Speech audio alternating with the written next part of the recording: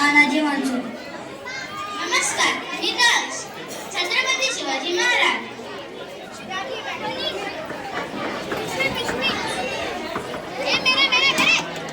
शिल्पा, आज एक पुन्हा नवा दिवस, एक नवं युद्ध. स्वराज्याच्या वाटेवर प्रत्येक वेळी विचारपूर्वक टाक. लक्षात ठेव, खरा राजा तो जो प्रजेसाठी जगतो.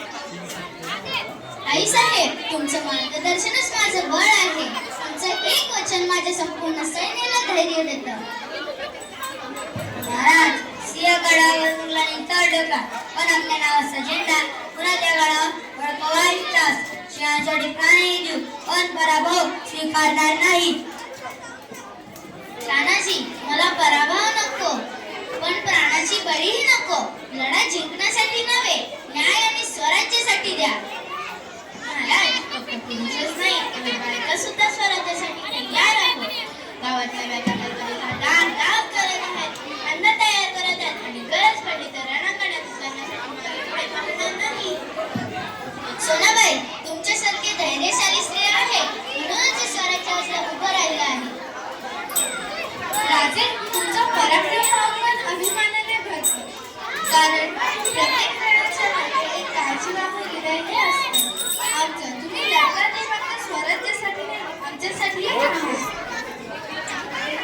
सई, तुमचं प्रेमच माझं बळ आहे. प्रत्येक वेळी मी रणात उतरतो तेव्हा तुमचा चेहरा आठवतो आणि माझा आत्मविश्वास वाढतो.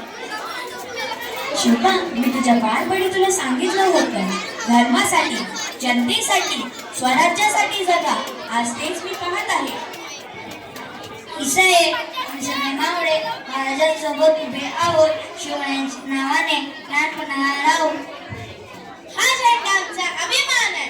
जोवर हा झेंडा उंच फडकतो तोवर मराठी मन जिवंत राहील. स्वराज्य ही फक्त भूमी नाही, ती जनतेची शक्ती आहे.